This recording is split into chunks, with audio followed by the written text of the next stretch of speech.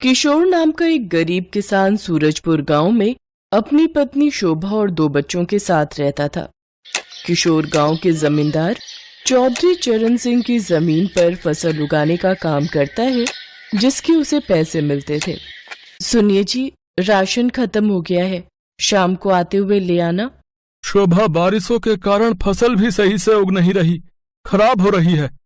जमींदार साहब इसीलिए पैसे नहीं दे रहे हैं, पर फिर भी मैं शाम तक कोई इंतजाम करता हूँ। जमींदार जी से मांगता हूँ कि थोड़े पैसे अगर पहले ही दे दें तो। किशोर खेत पर पहुंचता है।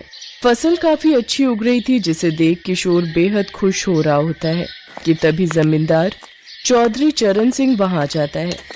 क्या बात है किशोर, फसल तो बड़ी अच्छी उग रही है, बस अब इसे बाजार में बेचने का समय नजदीक ही है। जी मालिक, बस कुछ दिन और फिर ये फसल बाजार में बिकने के लिए तैयार हो जाएगी। पर मालिक, अभी कुछ दिन है फसल तैयार होने में और बाजार में बिकने में भी समय लगेगा। अब मेरे पिछले पैसे सब घर खर्चे में लग गए। अब मुझे घर के राशन के लिए थोड़े पैसे चाहिए थे। जरा सी तारीफ कर लो तुम लोगों की, तो तुम लोग तो सर पर ही चढ़ जाते हो। एक पैसा नहीं मिलेगा जब तक फसल अच्छे दामों में बिक न जाए।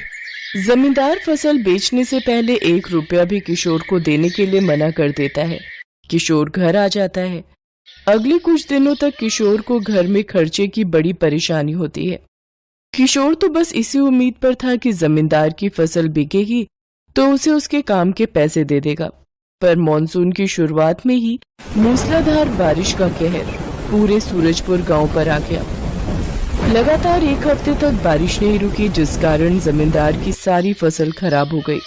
पर जमींदार तो पैसे वाला था, इस बार नहीं तो अगली बार नई फसल उगा लेगा।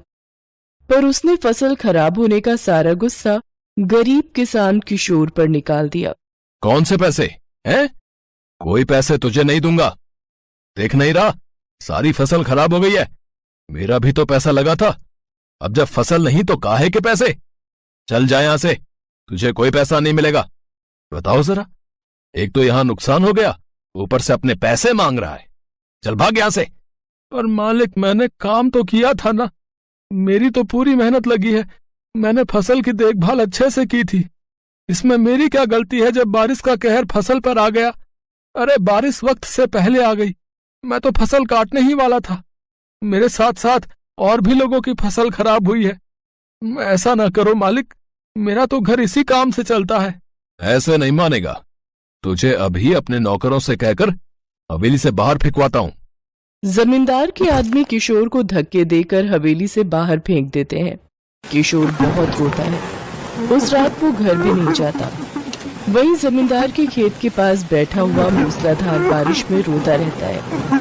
तभी शोभा उसे ढूंढती हुई आ जाती है। सुनो जी, कब तक यहाँ बैठे रहोगे? बारिश बहुत तेज है, बीमार पड़ जाओगे। घर चलो, बच्चे भी घर पर अकेले हैं, मैं सुबह से तुम्हारा इंतजार कर रही हूँ। शोभा के कहने पर किशोर घर चला जाता है, पर उसका मन नहीं लग रहा था। आधी रात के समय वो घर से उठकर वापस खेत पर आ जाता है और खराब हुई फसल देखता रहता है। अचानक उसे 2 आदमी एक बोरी को उठाकर ले जाते हुए दिखाई पड़ते हैं। आदमी हवेली के पीछे वाले रास्ते से आ रहे थे। किशोर उन्हें रोकता है। कौन हो तुम, और हवेली में ये क्या लेकर जा रहे हो? क्या तुम चोर हो? रुको जरा। अरे छोड़ छोड़ छोड़ हमें, मैं कहता हूँ छोड़, वरना तुझे जान से मार देंगे। इस बोरी में क्या है? तुम हवेली में से चोरी करके जा रहे थे, दिखाओ तो जरा, मैं तुम्हें नहीं जाने दूंगा। किशोर उन चोरों के साथ छीना झपटी कर ही रहा था कि तभी हवेली में से चौधरी चरण सिंह की बहू चीखती हुई बाहर आती है। कहाँ गया मेरा बच्चा? मेरा बच्चा कहाँ गया? मेरा बच्चा कमरे में नहीं है। सब लोग शोर सुनकर हवेली से बाहर आ जाते हैं। तभी घायल अवस्था में किशोर वहां खड़ा था। एक चोर भाग गया था, पर एक वहीं गिरा हुआ था। किशोर बोरी का मुंह खोलता है। बोरी में कोई और नहीं बल्कि जमींदार चरण सिंह का पोता बंटी था। बंटी, मेरा बच्चा। हे भगवान, मेरे बच्चे को ये लोग लेकर जा रहे थे। मेरी आंख खुली तो मैंने देखा बंटी बिस्तर पर नहीं है।